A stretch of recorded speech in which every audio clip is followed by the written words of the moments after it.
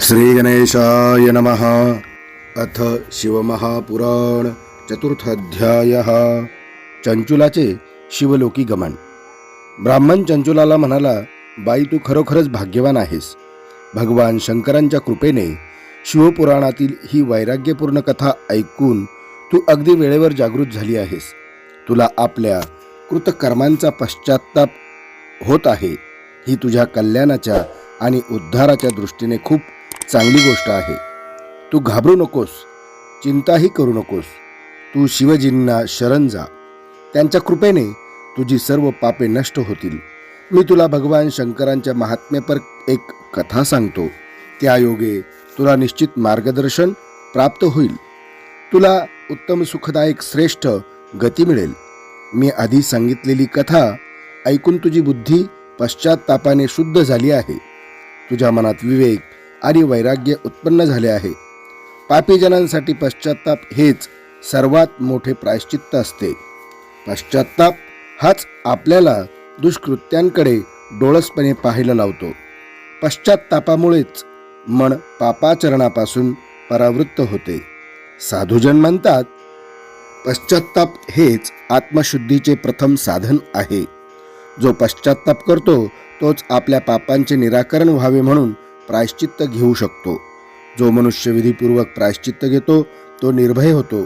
जो आपल्या कुकर्मांसाठी स्वतःला दोषी मानतो, त्याबद्दल खेद मानून पश्चात्ताप करतो, त्याला उत्तम गती प्राप्त होते, यात शंका नाही. शिवपुराणाचे महात्म्य फार थोर आहे.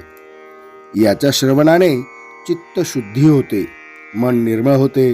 शुद्ध चित्तामध्ये शिव पार्वती वास करतात.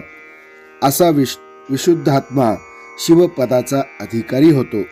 शिवपुराणातील कथा सर्व मानवांसाठी उत्तम उपदेशक आणि कल्याणप्रद आहे. त्यांचे लक्षपूर्वक श्रवण करावे. या कथा भवरोगाचा नाश करून संसाररूपी बंधने तोडून टाकतात. या शिवकथांचे श्रवण पठन करून त्यावर वारंवार चिंतन मनन करावे. हेच निधिध्यासन होय. ही एक प्रकारे शिवाराधनाच आहे. या आराधनेने चित्त शुद्ध होते, ज्ञान आणि वैराग्य वृद्धिंगत होते, शिवभक्ती उत्तरोत्तर दृढ होते. त्यायोगे शिवजींची प्रसन्नता लाभून त्यांच्या कृपा प्रसादाने दिव्य मुक्ती प्राप्त होते. ज्याचे चित्त अहर्निश प्रपंचात गुंतलेले आहे तो पशुच होय. तो या संसाररूपी बंधनातून कधीही मुक्त होत नाही.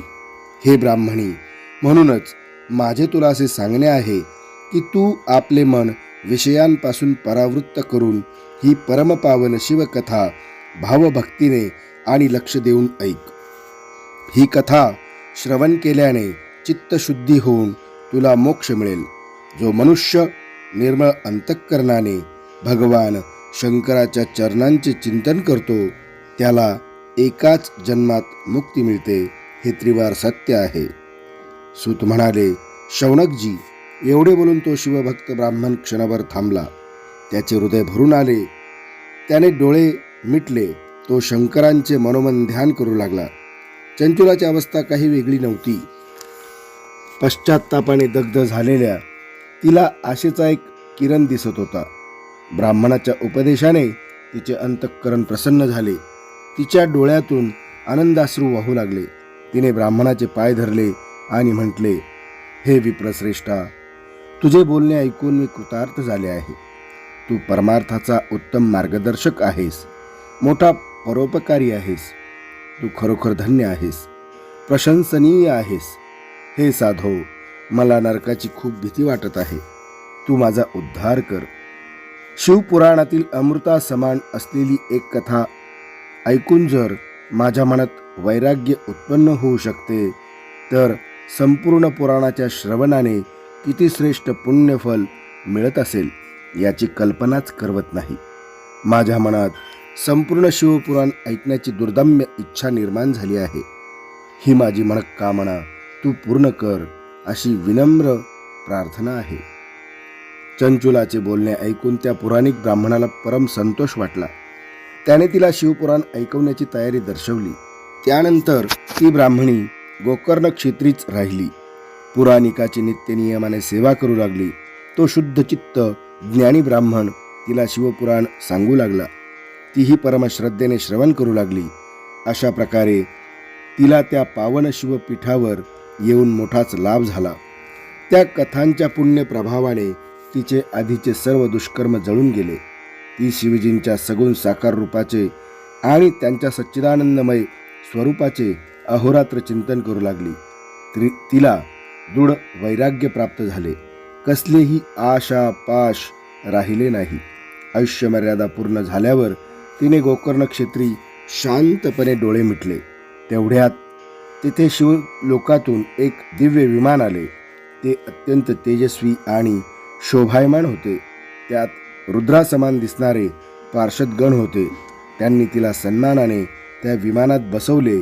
तेव्हा तीही दिव्य स्वरूप दिव्यांगना झाली. विमान शिवलोकी पोहोचले. शिवगणांनी चंचुलेला शिवसभेत नेले. तेथील वैभवशाली उच्चासनावर भगवान शंकर विराजमान होते. त्या सनातन स्वयंभू ईश्वराला 5 मुखे आणि प्रत्येक 3 याप्रमाणे 15 नेत्र होते. त्यांच्या प्रत्येक मस्तकावर अर्धचंद्राकृती दिव्य मुकुट शोभून दिसत होता. कंठ नील वर्ण होता. अंगकांती कर्पुरा समान गौरवर्ण आणि अत्यंत तेजस्वी होती. त्यांनी आपल्या सर्वांगावर श्वेत भस्म लावले होते. श्वेत वस्त्र परिधान केली होती. त्यांच्या वाम अंकावर भगवती गौरी बसली होती. ती विद्युल्लते समान अत्यंत तेजस्वी दिसत होती. तिचे लावण्य अद्भुत होते. सर्व देवता त्यांची सेवा करण्यासाठी तेथे तत्परतेने उभ्या होत्या. गणेश, भृंगी, नंदी, वीरभद्र आदी सर्व शिवगण आपल्या स्वामींच्या आज्ञेची वाट पाहत भक्तिभावाने हात जोडून उपस्थित होते. आपल्या आराध्य दैवताचे अर्थात भगवान शंकराचे ते परम उज्ज्वल दिव्य स्वरूप पाहून चंचुलाला खूपच प्रसन्न वाटले. तिने त्यांना वारंवार प्रणिपात केला आणि हात जोडून विनम्र भावाने उभी राहिली. तिचा कंठ सद्गदित झाला होता. डोळ्यातून आनंदाश्रू वाहत होते. तिची अवस्था पाहून शिव पार्वतीचे अंतःकरण करुणेने भरून आले. त्यांनी तिच्याकडे कृपादृष्टीने पाहिले. तिला प्रेमाने जवळ बोलवले. त्यानंतर मात्र चंचुला पार्वतीची सखी होऊन परममंगल शिवलोकी अक्षय सुखाचा लाभ घेत कालक्रमणा करू लागली. इति श्री चतुर्थाध्याय समाप्त. श्री शिवार्पणमस्तु. शुभं भवतु. श्रीकृष्णार्पणमस्तु.